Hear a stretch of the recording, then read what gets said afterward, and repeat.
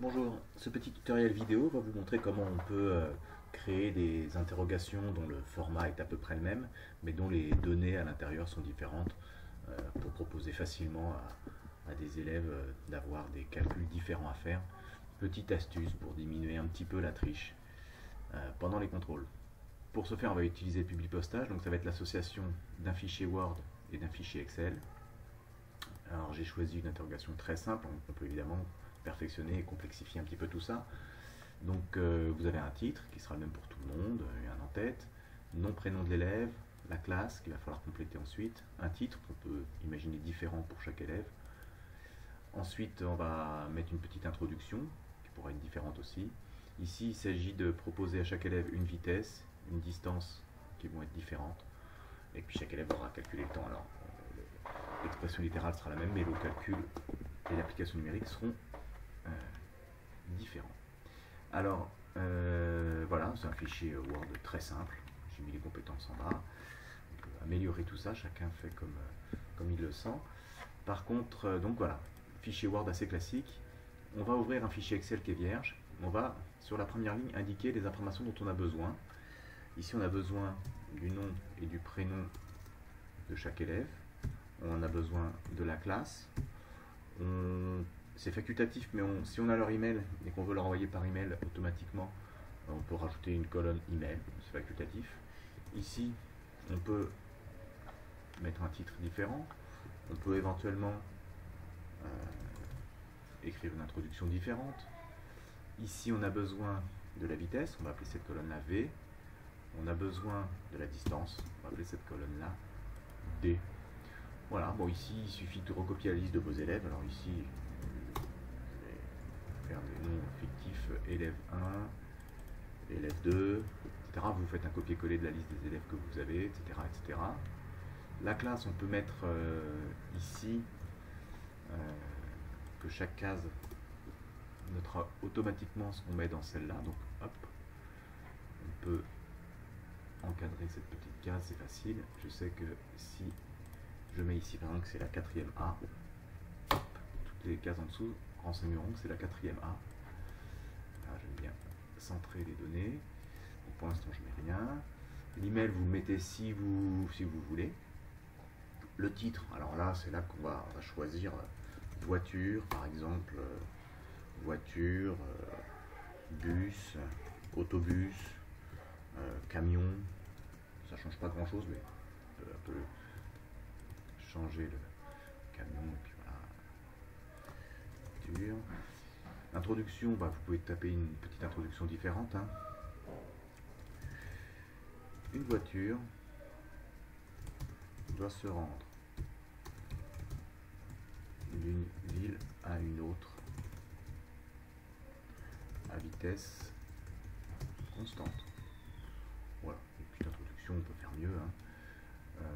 Pour le bus, on peut imaginer, on considère un bus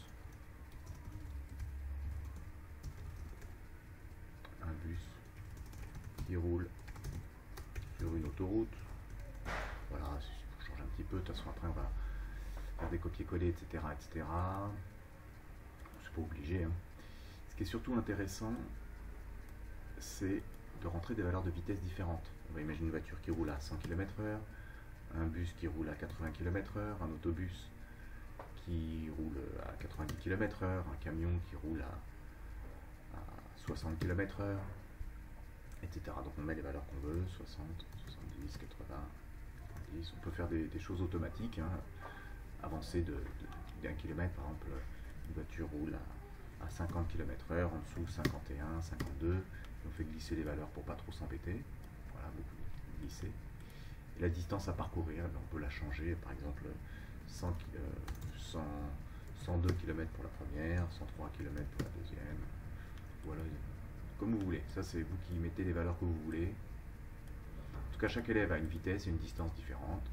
On peut imaginer une introduction différente. Donc, autobus. On va faire une intro pour le camion.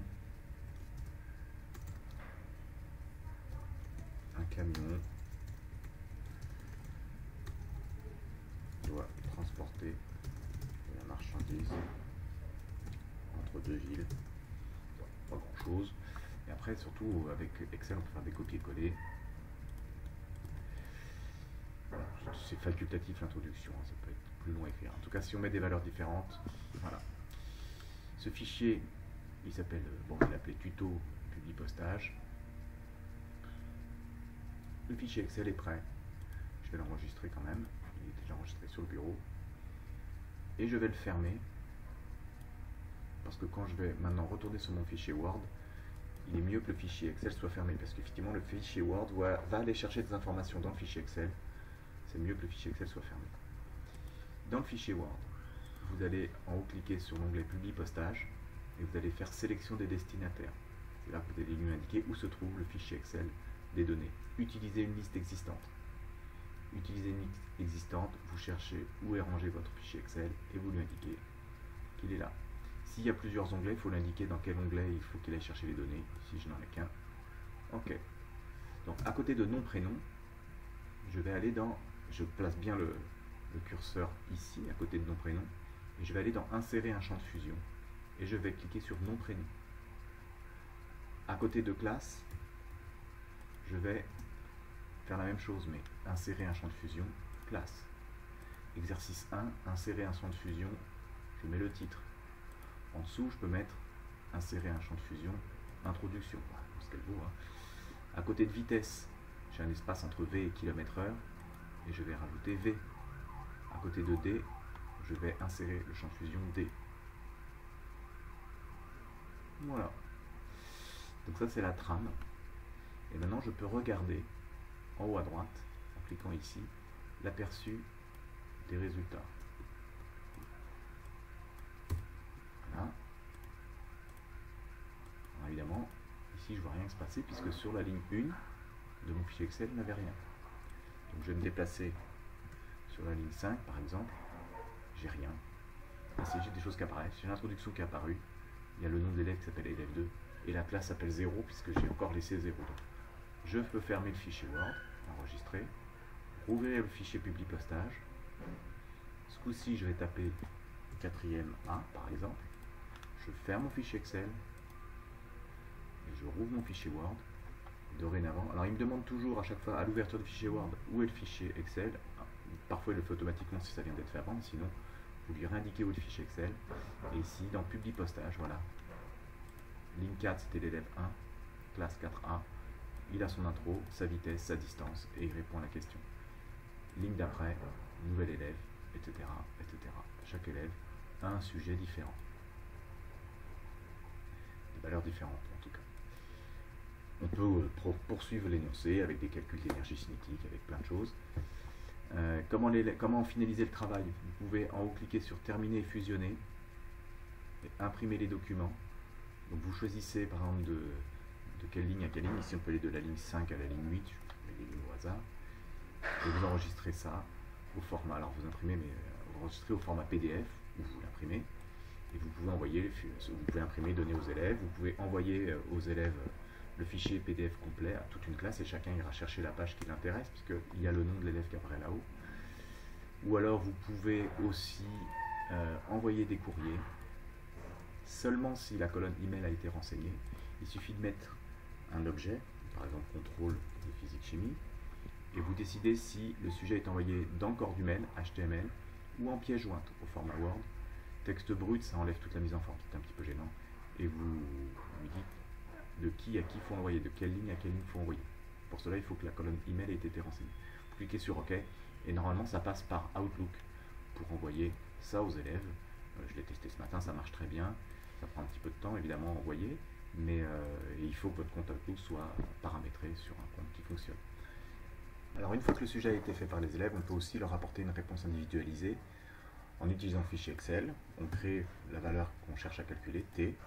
On insère la formule, donc c'est D divisé par V dans ce cas-là. Et évidemment, ça se calcule automatiquement. Alors, on peut envoyer le fichier Excel aux élèves, ou on peut très bien créer un nouveau document qui, par publie postage, donnera pour chaque sujet la réponse et enverra chaque réponse aux élèves. Juste petite astuce par rapport au nombre de chiffres significatifs, même si sur Excel on peut choisir le nombre de chiffres qu'on voit apparaître dans les cases, lors du publie postage, ce n'est pas cette fonction-là qui permet d'avoir le bon nombre de chiffres significatifs sur le fichier Word à l'arrivée. Donc utilisez la fonction arrondi avec le même calcul et vous indiquez derrière le nombre de chiffres significatifs que vous voulez derrière la virgule 1, 2, 3, 4. Voilà, c'est ce nombre-là qui apparaîtra lors du public postage. En tout cas, on a tout ce qu'il faut pour leur apporter aussi une réponse individualisée sans se casser la tête nous-mêmes à faire autant de calculs que de sujets. Merci.